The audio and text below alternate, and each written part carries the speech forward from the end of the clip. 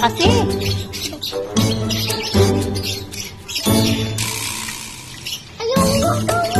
Hap mo na. Ibaba mo na ng konti. Ayan.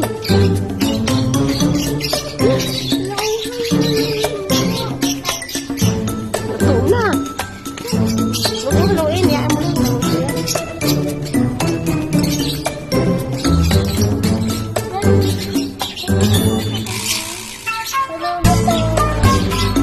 What are yan?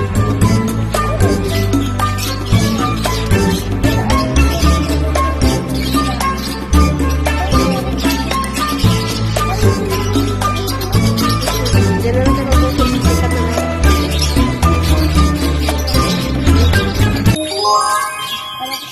Kainin.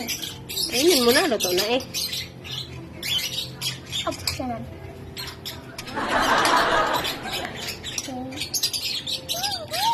Ito na yan.